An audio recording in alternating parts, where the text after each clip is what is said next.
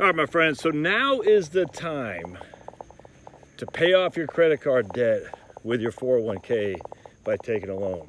All right, so hear me out. I talked about this in my live stream last night. I got my man in Texas. I'm not going to tell you his name, obviously, or anything like that, but he did say you can definitely share his information. Obviously, keep it anonymous. Anonymous? All right, so this guy, nice guy. Nice guy.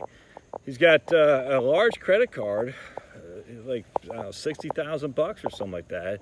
I think, no, 77,000. And it's costing 24%. Yikes. Don't get hit by lightning here.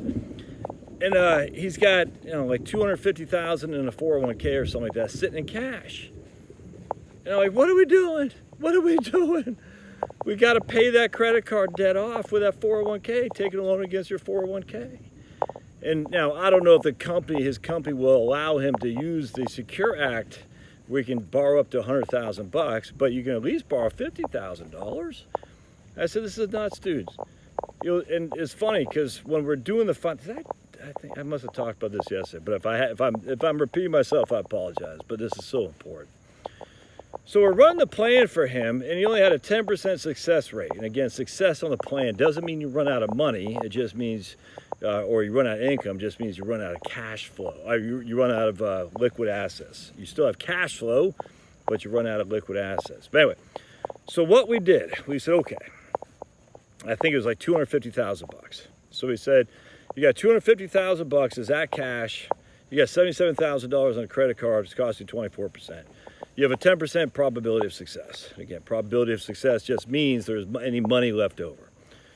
So let's do this. Let's pay off that credit card debt, and we'll reduce the amount of money you have in your 401k, because that's what we're going to do. We're going to basically say it's not there.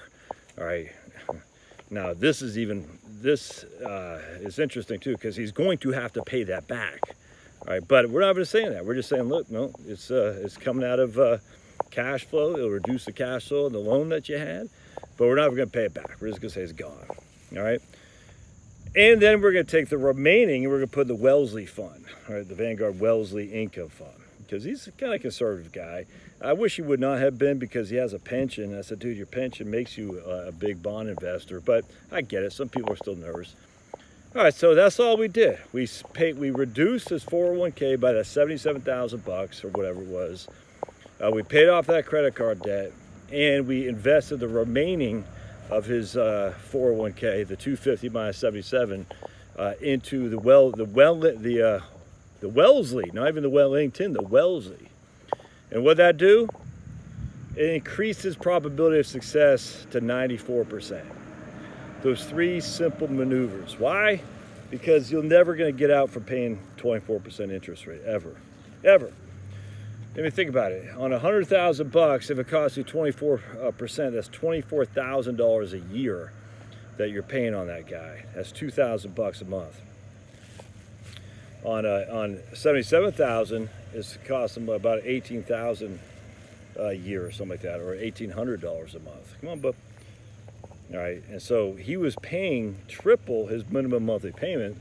That triple is still $1,500 a month. Well, the interest was costing him $1,800 a month. He's just not getting out from that. Oh, thunder's right above me. So doing these things is that he's reducing that 24%, which is costing him. And there's no way on God's green earth he's going to make that in the stock market and total stock index. Never mind, he had all the cash anyway. All right, so that's one thing. Now, he's a pretty unique situation. The interesting thing was, I said, I remember talking to him, I was like, oh, this guy's like one step away from bankruptcy. His credit score must be down at, 518 or something like that. But it wasn't. His mortgage was at 4 1/8, which is quite low. He did have other credit card offers, a 3%, 4% balance transfer, I think, or something like that. I mean, he had lots of equity in his home. I'm just sitting there thinking, what? I don't get it.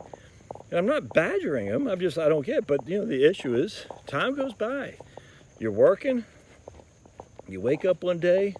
3 years have gone by. Now you got $77,000 in credit card debt at 24%. And I was like, man, how come you didn't take an equity line of credit to at least pay it off? Excuse me, I got an itch on my head. He's like, because my dad, he was just embarrassed, is what it was. It took guts to actually have me, some dude that he doesn't know, he paid me $12.50 for my plan, to kind of chat with him. It just took guts, because that's embarrassing for a man to finally admit that he needs some help. But the interesting thing is, we didn't really do all that much. I get out here because it's thundering up there.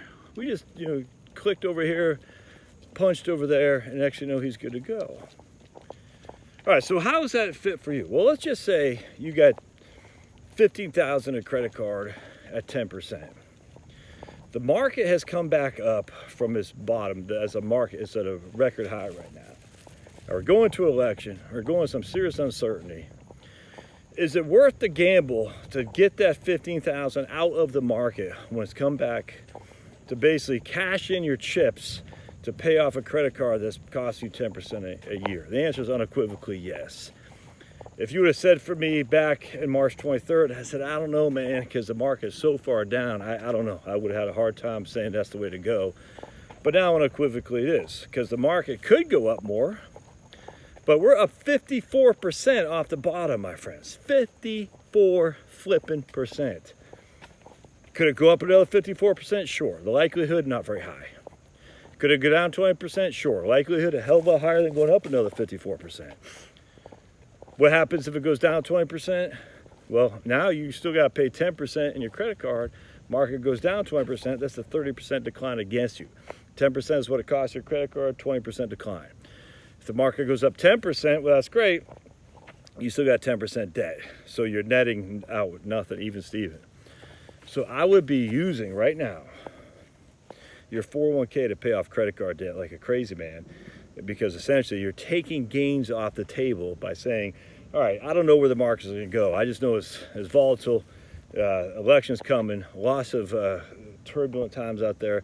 Let me take some gains off the table, dump it against my credit card, and move on. Now, again, I've talked about the risk of borrowing against your 401k. If you leave work before you pay it back, you have to pay taxes on that money, and a penalty if you're under the age of 59 and a half. That stinks. So just make sure you pay it off. But man, I think you got to be looking at the situation as it is. And the situation is we've had a 55% increase since March 23rd. If you have credit card debt on the table, man, you got to get rid of that for sure, because times could get tight, and if they do, you don't want to be sitting there with a bunch of credit card debt. At the same time, your investments are plummeting all around you. I'm not saying it's going to happen. I have no idea. But just, I'm telling you, man. Ugh.